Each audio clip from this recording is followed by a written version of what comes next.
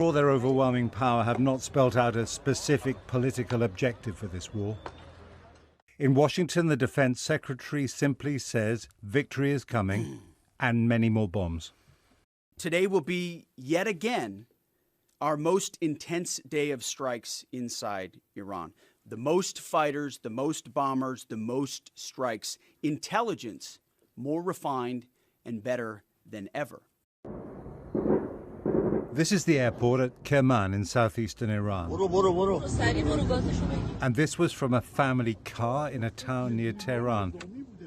At different times, Donald Trump has mused that all this is about regime change, or about unconditional surrender, or to install a compliant government, or to encourage a popular uprising. At the border with Turkey, a steady stream of Iranians had decided not to risk their lives in the bombing, waiting to find out. Sometimes we felt like we are dying, but it was nearby. Yes, a lot of bombing, a lot of Fire. Even around 500 meters around our house, something like some bomb dropped and then a full building shattered. In Florida on Monday, Donald Trump, with his envoy Steve Witkoff, was not focusing on regime change, as the Iranian regime is much more resilient than they expected. The economic consequences of the war are hitting American voters, so it's time to shape a victory narrative. The stated objectives for Operation Epic Fury remain the same: destroy the terrorist regime's ballistic missiles, raise their Iranian missile industry to the ground, ensure their terrorist proxies can no longer destabilize the region, and ensure that Iran never obtains a nuclear weapon. When they are achieved, then it will ultimately be up to the president to end this operation. Sirens were sounding again in Jerusalem. Israel has its own agenda, destroying the regime in Iran and sending its army across the border wire into Lebanon, responding to rockets from Hezbollah, Iran's Lebanese ally, with an intensifying and broad assault deep inside Lebanon itself. The fear there is a repeat of the destruction inflicted on Gaza. Israel says it's making the region safer. We are now witnessing Iran's savage attacks against almost all the countries in the region. This is how it behaves without a nuclear umbrella. Imagine what it could do if it had one. In the Gulf, foreigners were waiting for evacuation. This was in Riyadh, the Saudi capital. Iran's strategy of spreading the war to America's allies is inflicting economic pain. This was in Dubai. And for the US, complicating the politics of fighting the war. At the UN, Iran's foreign minister reflected deep-seated defiance in the Islamic regime in Tehran towards the US and Israel. Their intention is clear: to terrorize civilians, massacre innocent people, and cause maximum destruction and suffering. The center of the war remains Tehran, where casualties are rising. This will finish, perhaps soon, but the evidence of past conflicts is that it's harder to end wars that do not have a precise political objective from the outset. Jeremy Bowen, BBC News. Well, as ever, for The View from America, let's join Sarah Smith, who's live in Washington. Sarah, we saw oil prices spike yesterday because of the conflict, and Donald Trump tonight, he's tried to suggest he's got a remedy. Yeah, I think it is ever more clear just how worried they are in Washington, and President Trump is, about the effect this conflict is having on the price of oil. And he's trying to reassure markets it's not going to be a long, drawn-out war. And this evening, he was posting on social media, focusing on the Straits of Hormuz. Now, that's the narrow waterway in the Gulf through which so much of the world's oil has to pass through. And he posted on social media saying, if Iran has put any mines in the Hormuz Strait, and we have no reports of them doing so, we want them removed immediately. So he's saying that the US doesn't know if any mines may have been laid, but if they have been, they must be removed, and threatening Iran with severe consequences if they don't do that. He is kind of trying to have it both ways here, reassuring the markets that if any mines are threatening commercial shipping lanes, America will deal with it, but not wanting to spook them into thinking that there might be mines in the Straits of Hormuz.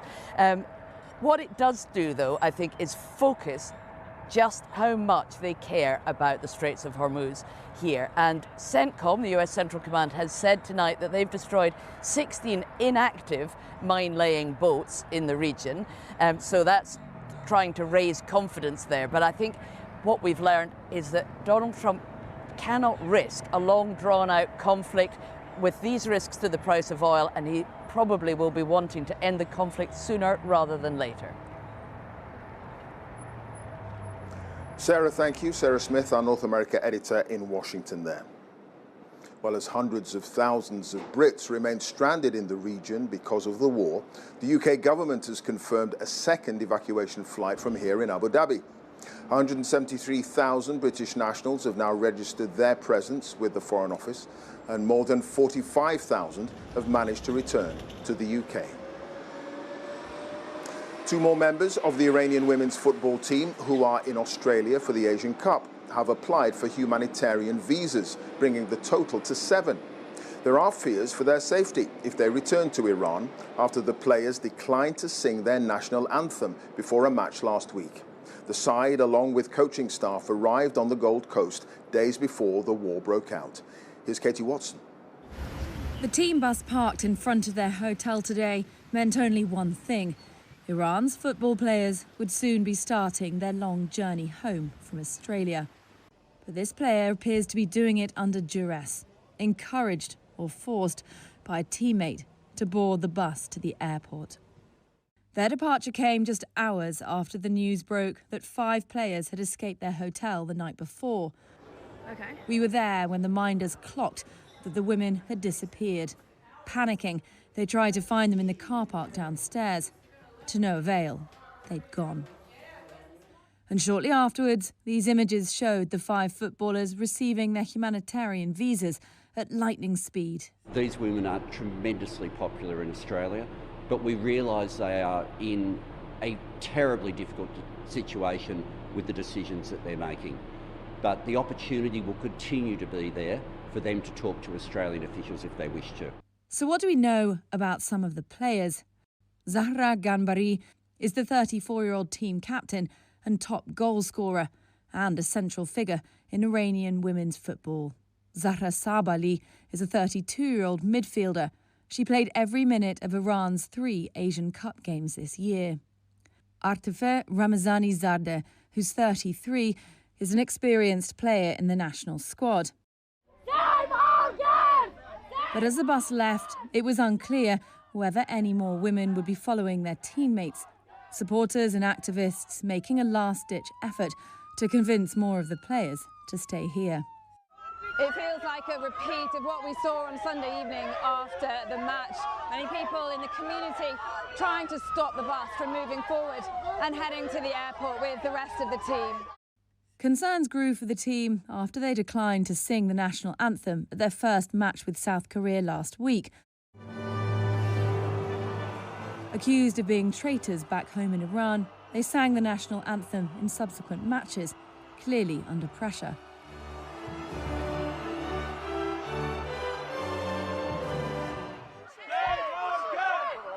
At least 2 more women are understood to have sought asylum just before flying out of Sydney.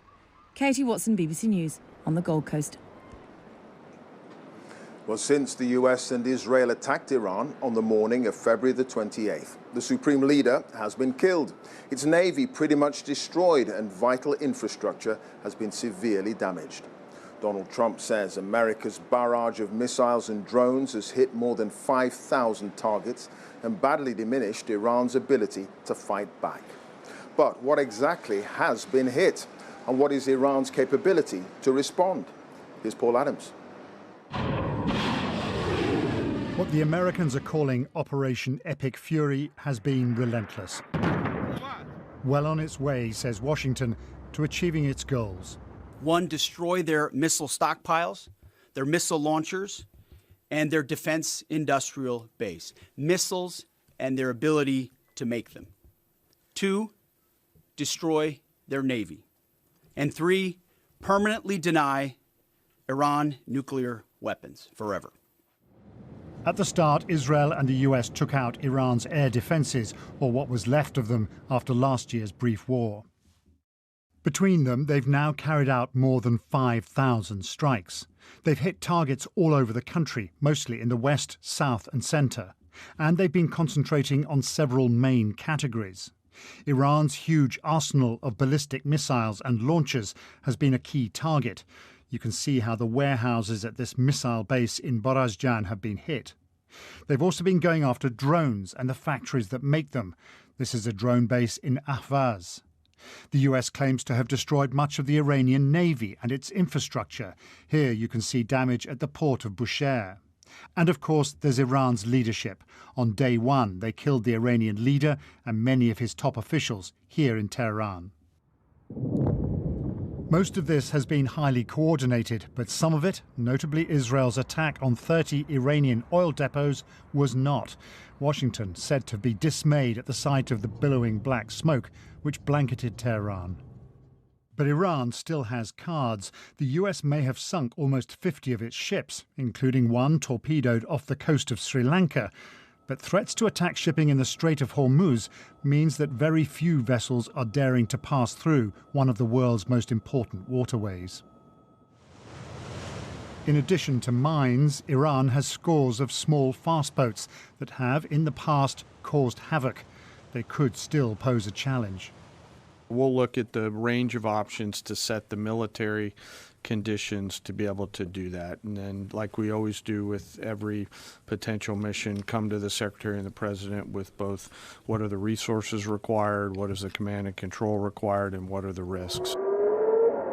Iran's drone and missile attacks have dwindled. It may be running out, it may be holding back. For all the damage already done, no one is declaring victory yet. Paul Adams, BBC News. That's it from us here in Abu Dhabi. Victoria will have more over on Newsnight on BBC Two just after 10:30. Hello to you. Hi, Clive. Yes, following the most intense day of strikes yet, the White House doubles down on claims that the war will continue. So when could this conflict end? Join us live on Newsnight 10:30, BBC Two, iPlayer and around the world on BBC News. See you soon. Victoria, thank you.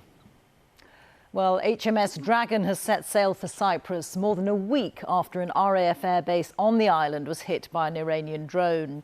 The Defence Secretary John Healey praised Royal Navy personnel and staff, who he said had worked flat out to prepare the ship for deployment. It left Portsmouth Harbour this afternoon and will take several days to reach Cyprus. The government had been criticised for being slow to act, given the continuing threat in the region. Here's our defence correspondent, Jonathan Beale. It's a week since the government announced HMS Dragon was being sent to the Mediterranean. Finally, this afternoon, she left Portsmouth on her way to potential danger. The Royal Navy's most advanced air defence destroyers spent the last week being loaded with stores and ammunition, now waved off by well-wishers and families of the 200-strong crew. A sense of pride for Darren Smith, whose son George is going on his first major deployment. I think we've done a really good effort in getting her to sea in 8 days. No matter what the press has said in the past, I think that's a good commitment.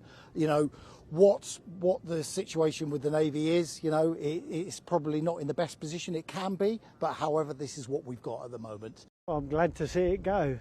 I'd have to say better late than never, but I'm glad to see it go. It'll take nearly a week before HMS Dragon arrives off the coast of Cyprus. The government bolstered security there before the US and Israel attacked Iran.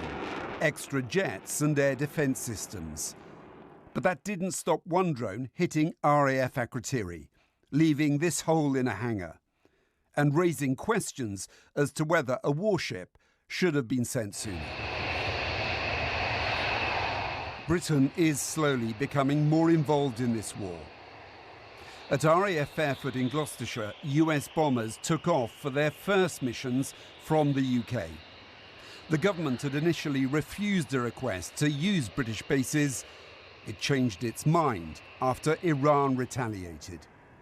The government still insists these are defensive operations and that Britain is not directly involved in this war. But there are fears of escalation. The government today put another ship on standby. It said RFA Lime Bay, now in Gibraltar, was being readied as a precaution, potentially to evacuate citizens from the region.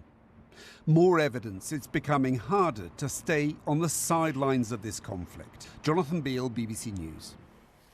Well, the 11-day war is already having an impact on the cost of everyday items here. Petrol prices have jumped again today and mortgage rates have risen too. Darshini David is here with more. Darshini. Rita, thank you. Yes, more costly swings in the markets, not just because of the chaos in the Middle East, but also on social media.